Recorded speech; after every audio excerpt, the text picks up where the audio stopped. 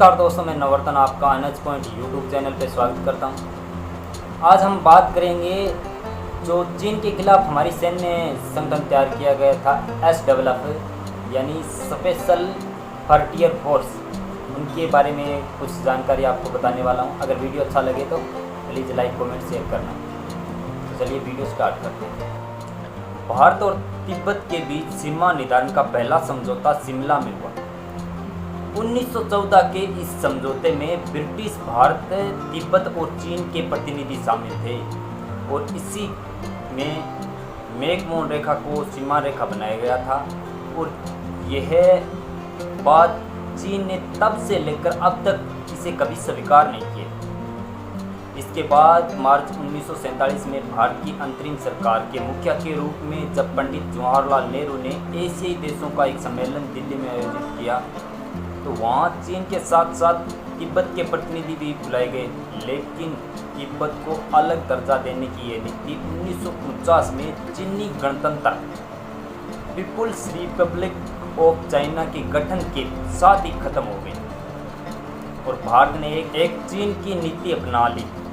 इसके बाद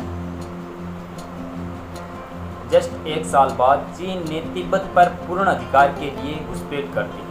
अंतर्राष्ट्रीय मंचों पर चीन का दावा था कि यह क्षेत्र उसके अधीन भी एक स्वायत्त शासी क्षेत्र बना रहेगा। भारत ने भी इस दावे को 1954 में चीन से संधि के दौरान मान लिया, लेकिन तिब्बत वासियों को यह मंजूर नहीं था और आपा क्षेत्र में चीन के खिलाफ विद्रोह हो गया। यह विद्रोह कई महीनों तक चला। इसी दौरान 1959 में दलाई लामा अपने सैकड़ों अनुयायियों के साथ भारत आ गए।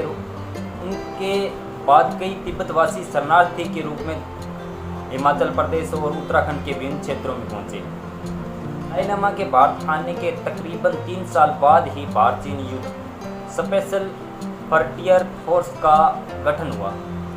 नवंबर 1962 में जब यह लगभग तय हो चुका था कि भारत चीन के सामने पराजित हो चुका है, तब यह भारतीय खुफिया संस्था इंटेलिजेंस ब्यूरो ने सरकार के सामने एक गुप्त सैन्य बल के गठन का प्रस्ताव रखा, जिसके तत्कालीन प्रधानमंत्री जवाहरलाल नेहरू ने मान लिया। यह चीन के साथ अगला संघर्ष होने की पूर्व तैयारी थी और इस बल में सभी जवान तिब्बती मूल के रखे गए थे। इनकी शुरुआती संख्या 5000 थी और इनका मुख्यालय चक्राता, जो उत्तराखंड में पड़ता है, वहाँ रखा गया, जहाँ काफ़ी तादाद में तिब्बतवासी रहते थे। इस बल को छापामार युद्ध और खुफिया सूचनाएं जुटाने के लिए प्रशिक्षित किया गया था। सैन्य संगठन आरबी के अधीन ही काम करता था और इससे जुड़ी एक और ख़ास बात यह थी कि इसमें अमेरिकी खुफिया एजेंसी के CIA से भी प्रशिक्षण मिला था। SFF का गठन बेशक चीन को ध्यान में रखकर किया गया, लेकिन 1962 के युद्ध के बाद ऐसी नौबत कभी नहीं आई कि इस मकसद के लिए बल का इस्तेमाल किया जाता। लेकिन फिर भी इस बल ने कई मोर्चों पर अपनी उपयोगिता सिद्ध की।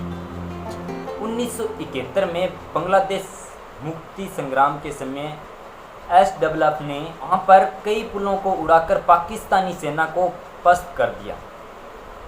नंदा देवी पर्वत पर परमाणु ईंधन से चलने वाली जासूसी डिवाइस को लगाने की जिम्मेवारी भी SFF के जवानों को दी गई। हालांकि विपरीत मौसम की वजह से वे इसमें सफल नहीं हो सके। 1970-80 का दशक आते आते चीन के साथ संबंधों में सुधार होने के साथ साथ ही SFF की वह ज़रूरत नहीं रह गई जिसके लिए उनका गठन किया गया था।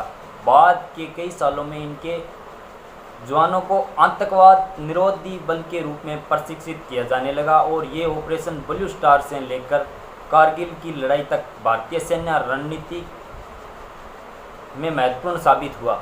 आज SFF भारत के सबसे प्रमुख आतंकवाद विरोधी बलों में माना जाता है। हालांकि अभी भी इस बल के जवानों को विशेष रूप से छापामार युद्ध की ट्रेनिंग दी जाती है, लेकिन यह IB के बजाय रो की एक शाखा के रूप में काम करता है।